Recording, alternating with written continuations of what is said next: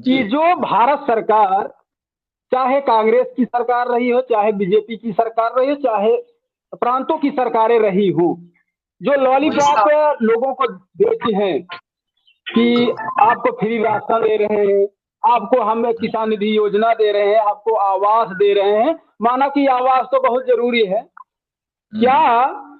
यह लोगों के लिए सही होगा?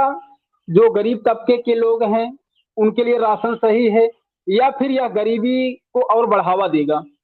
जी। देखिए, इससे पहले मैं इस टॉपिक पे बात करूं तो जातीय जनगणना के बारे में भी एक लाइन में कहना चाहूंगा, क्योंकि सत्ताधारी जी। जो पार्टियां सत्ता में बैठी हैं, वो जातीय जनगणना जी। इसलिए भी नहीं कराना चाहते, क्योंकि जो जातियों की अगर जनगणना हुई तो प्रत्येक जाति को ये पता लग जाएगा कि उनकी जनसंख्या कितनी है। अगर उनकी जनसंख्या का जी। उन्हें आभास हुआ तो उनको ये पता लगेगा कि वो पॉइंटों में है, 0.1%, 0.2%, और जो सत्ताधारी लोग हैं वो 10% हैं, और 90% लोग जो हैं वो 6,743 जातियों में बांटे हुए हैं। अब अगर उनको ये पता लग गया कि हम अकेली जाति के संगठन से सत्ता में काबिज नहीं हो सकते, तो वो इकट्ठा होना स्टार्ट हो जाएंगे।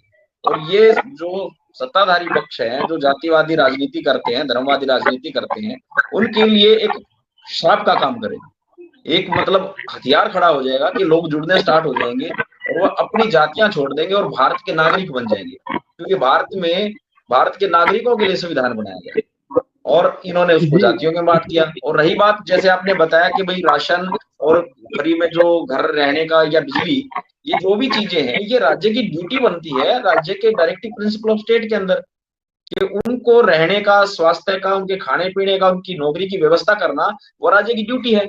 लेकिन अपनी जो ड्यूटी को वो ये रियलाइज करा के कि हम आप पर एहसान कर रहे हैं कि 5 किलो अनाज हम दे रहे हैं आपको, तो वो एक मतलब षड्यंत्र है। उनको संविधान के विरोध में काम करने वाली बात है कि उनको जो उनके राइट्स हैं, उन राइट्स में से ही कुछ राइट देके उनको ये दिखा रहे हैं कि हम आपके ऊपर एहसान कर रहे हैं।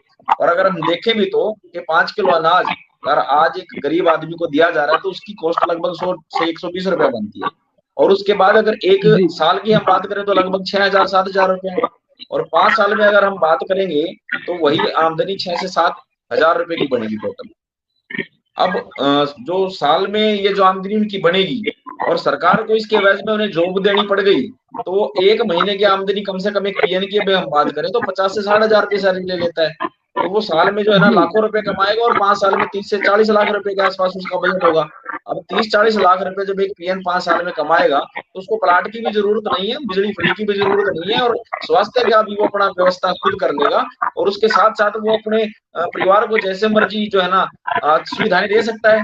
लेकिन सरकार की मंशा ये है कि उनको सिर्फ जिंदा रखने के लिए अनाज तो देंगे, लेकिन उनको शिक्षा, स्वास्थ्य और रोजगार के लिए व्यवस्था करना वो चाहते नहीं। ये उनकी मंशा है, और ये कहीं जब संविधान कहीं के कहीं अधिकार कहीं को जब हमारी कहीं जनता पढ़ लेगी तो उनको पता लग जाएगा हमें वोट क्यों डालनी चाहिए। जी सर। कहीं सुभाष जी, ऐसा तो नहीं है कि जैसे चूहे को फंसाने के लिए उसको थोड़ा सा अनाज दिया जाता है, चूहेदानी में जाकर के फंस जाता है? कहीं ऐसा तो नहीं है किसान गरीब ये लोग उसी में फंस रहे हैं सुभाष जी? देखिए, हाँ, ये बिल्कुल सही बात है, इसमें कोई दो राय नहीं है, क्योंकि सारा जो ये वोट का खेल है, 5 किलो अनाज है या छोटी-छोटी जो सुविधाएं मतलब दी हैं, जो मतलब अगर हम अपने संविधान का पार्ट 4 की बात करें, जिसमें डायरेक्टिव प्रिंसिपल अगर हम पढ़ते हैं, तो उसमें ड्यूटी लगाई हुई है सरकार की।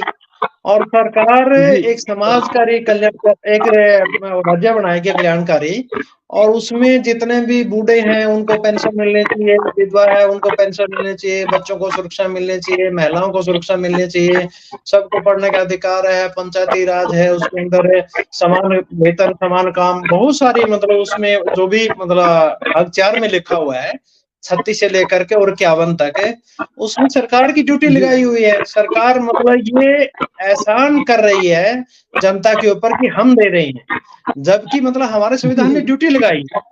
और जब बच्चा पैदा होता है वहां से शुरू होकर के वहां मरने तक, कफन तक की ड्यूटी सरकार की है, और वो प्रत्येक नागरिक के लिए है। और परंतु मतलब ये सरकारें हमारे लोगों, भोले भाले लोगों को संविधान पढ़ने नहीं दिया। उस वजह से मतलब हमारे लोग ये सोच रहे हैं कि ये सरकार अच्छी है, वो सरकार अच्छी है, और इसी में मतलब वो लटके हुए हैं। और इसी वजह से मतलब हमारे जो लोग हैं वो धीरे धीरे करके मतलब इन जो भाजपा और कांग्रेस है इनके चुंगल में फंस रहे। तो आरएसएस से, क्योंकि मैं देखता हूँ कि नेता कोई चाहे बीजेपी में रहता है, टिकट नहीं पाता तो कांग्रेस में चला जाता है, सपा में चला जाता है, बीएसपी में चला जाता है, तो इसका कितना दुष्प्रभाव जनता पर पड़ता है, ये आपसे जानना चाहेंगे विनोद कटारिया जी। हाँ जी सर, देखिए जैसा आपने बताया कि भाई जो ये बारी बारी से विपक्ष और पक्ष में उछल कूद करने वाले नेता हैं, उसका जनता पे बहुत अधिक प्रभाव पड़ता है, क्योंकि जो जनता से वादे करते हैं और जिस विचारधारा के खिलाफ वो लड़ते हैं, और कुछ समय के बाद वो देखते हैं कि वो लोग उसी पक्ष में जाके बैठ गए जिसकी कल तक वो बुराई करते थे। जब कल तक वो ये कहते थे कि भाई ये हमारा हक खा रहे हैं, ये हमें देना नहीं चाहते, संविधान विरोधी लोग हैं, और कुछ समय के बाद वही 50 से 60% लोग इधर उधर होते हैं। इससे ये जनता को समझ लेना चाहिए कि वो जो लोग हैं वो सिर्फ सत्ता चाहते हैं, वो दल बदलू लोग हैं। ऐसे लोगों पर उनको बिल्कुल भी भरोसा नहीं करना चाहिए, ऐसे लोगों के साथ उन्हें लगना भी नहीं चाहिए, क्योंकि जो व्यक्ति सिर्फ अपने लालच के लिए पार्टियां बदलता है और विचारधारा से और संविधान से उसको कोई लेना देना नहीं, उसको सिर्फ अपना घर चलाना है और घर चलाने के लिए वो ऐसा काम करता है। ऐसे नेताओं से, ऐसे जो इंसान हैं जिनको चमचा भी कहा गया कि भाई वो सिर्फ अपने फायदे के लिए दूसरे की चमचागिरी करते हैं, और आज इस तरीके के जो संगठन हैं उनसे भी हमें सावधान होने की जरूरत है। मैं देश की जनता को यही कहना चाहूंगा कि ऐसे नेताओं का बहिष्कार करना चाहिए, क्योंकि जो लोग अपने फायदे के लिए जनता की वोटों का इस्तेमाल करता है तो वो इस देश के अंदर संविधान विरोधी कृत्य करता है। तो अगर कहीं पीपीआईडी में इस तरीके से नेता उछल कूद किए तो पीपीआईडी उनके खिलाफ कैसा एक्शन लेगी? People's party of India democratic के अंदर पहली बात तो किसी को नेता बनाती नहीं है, और दूसरी बात क्या है कि जो संविधान के साथ जुड़ के काम करने वाले लोग हैं, जिनकी विचारधारा संविधान के पक्ष में है, वो इंसान कहीं भी जाएगा तो संविधान के अनुसार ही कृत्य करेगा, क्योंकि जिस तरह की मानसिकता किसी इंसान की होती है वो देश में कहीं भी रहे वो उसी तरीके का काम करता है जिस तरीके का वो होता है। अगर एक क्रिमिनल है तो वो हरियाणा में रहे, पंजाब में रहे, या फिर मद्रास में रहे, कहीं भी रहे, वो क्रिमिनल का ही काम करेगा। अगर एक सज्जन व्यक्ति है, एक संत है, तो उसको कहीं भी आप छोड़ोगे तो उसकी विचारधारा वैसी ही रहेगी जैसे उसके मानसिकता है, और उस मानसिकता के अनुसार वो काम करेगा। और people's party of India democratic का उद्देश्य है कि देश के अंदर जो विचारधारा है वो प्रत्येक व्यक्ति के संविधान के अनुरूप हो, क्योंकि हमें मताधिकार मिला है, और मत अधिकार जो है अधिकार है, वो मतदान करने की चीज नहीं है, लेकिन आज उसको मतदान कर दिया गया, मतदान केंद्र बना दिए गए, और अधिकार इसलिए दिया गया कि आपके जो अधिकार हैं उनके अनुसार आपकी मत तैयार हो, यानी कि मत अधिकार, अधिकारों के अनुरूप मत को तैयार करना। लेकिन संविधान को पढ़ा नहीं, अधिकारों को पढ़ाया नहीं गया, और इस वजह से हमारे लोगों के मत तैयार नहीं हुए। वो कुछ कभी जो है ना बिजली फ्री के चक्कर में फंस जाते हैं, कभी आटे के चक्कर में फंस जाते हैं, कभी फ्री के प्लाट के चक्कर में फंस जाते हैं, और लाखों करोड़ों रुपए की नौकरियों को ठोकर मार देते हैं, और बिजनेस को ठोकर मार देते हैं, और उनके पीछे लग्गू बन जाते हैं जो लोग उनका इस्तेमाल करते हैं। तो इसलिए people's party of India democratic चाहती है कि संविधान की विचारधारा देश में पनपे। आदमी चाहे फिर कोई भी हो, कहीं भी जा रहा है, लेकिन अगर वो संविधान को मानने वाला है तो वो अच्छा ही काम करेगा, गलत नहीं कर सकता। तो अंतिम सवाल आप दोनों जन से, people's party India of democratic में जो आम पब्लिक जो है, जो जाना चाहती है, आम जनमानस, उसके लिए आसान रास्ता कैसा होगा कि आप सब कैसे संपर्क करेंगे? जो हमारे चैनल पर आपको देख रहे हैं, जो आपको फॉलो करना चाहते हैं, आपकी विचारधारा को सुनने के बाद उनको समझ में आया कि हाँ ये विचारधारा सही है, ये बाबा साहब के सपनों को पूरा कर सकते हैं, वो आप तक कैसे पहुंचेंगे? हम दर्शकों से यही अनुरोध करते हैं कि वो people's party of India democratic से जुड़ने से पहले संविधान का भाग 3 और भाग 4 को एक बार जरूर पढ़ें।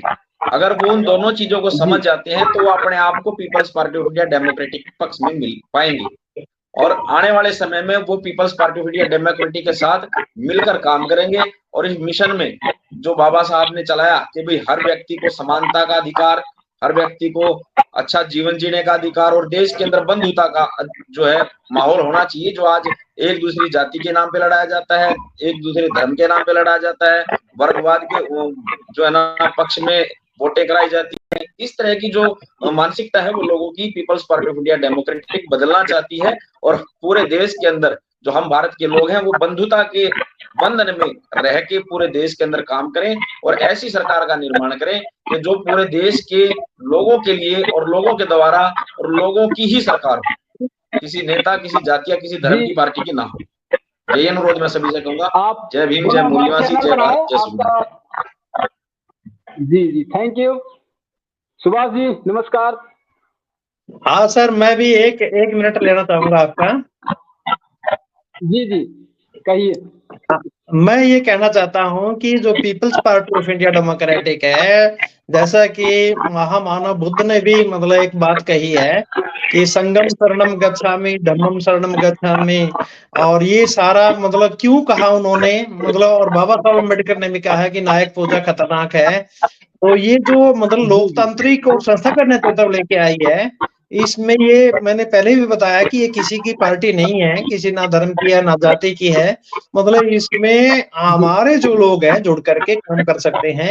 बाकी अगर आप देखोगे पूरे देश में कहीं पे मतलब जिस भी जाति की जनसंख्या ज्यादा है उन्होंने पार्टी बनाई और चलाई, वो या तो एक परिवार की है या फिर एक जाति की पार्टी बन के रह गई है या फिर एक क्षेत्र की पार्टी छोटी छोटी पॉकेट में काम कर रही है।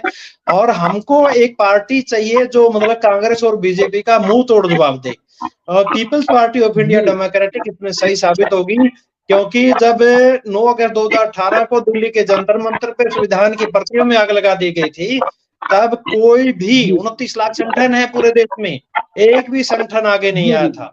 और हमारी नागपुर में बैठक हुई, वहां पे एक HOR हुआ, HOR होने के बाद वहां से एक डिसीजन लिया कि हम पूरे देश में एक BS4 अभियान चलाएंगे, BS4 महाजन जन जागरण अभियान, और पूरे देश में वो चला। और उसके बाद जो खलनायक था वो भी नतमस्तक हुआ, और कितने भी आंदोलन हुए सभी में संविधान की बात हुई। यहाँ तक भी कांग्रेस ने भी हमारे मुद्दे चुराए और बीजेपी ने भी, वो सारे के सारे मुद्दे जो मतलब हमने यहाँ से चलाए। आज जो मतलब इस साइड में जो लोग मतलब संविधान को खत्म करने की, जैसे विवेक दोबराय की अगर मतलब हम बात करें, चलो एक्सपायर हो गए अब, तो उसने भी कहा था कि संविधान पुराना हो गया, इसको बदल देना चाहिए। जबकि आर्टिकल 368 ये बात कहता है कि अगर कोई भी जरूरत पड़े तो मेरे अंदर संशोधन कर लो, संविधान खुद में ये बात कहता है। परंतु सोचने वाली बात यह है कि उन लोगों ने एक ओपिनियन, एक जनमत तैयार किया था, और हमने भी एक जनमत तैयार किया, और उस जनमत के ऊपर हमारा जनमत है भी रहा। और उसके बाद मतलब आज संविधान के खिलाफ कोई एक शब्द भी नहीं बोलता। ये मतलब एक अचीवमेंट है BS4 अभियान की। बस इतनी सी बात मैं रखना चाहता था। बहुत बहुत शुक्रिया, धन्यवाद। बहुत बहुत धन्यवाद। जय भीम, जय मूल्यवासी, जय भारत, जय संविधान।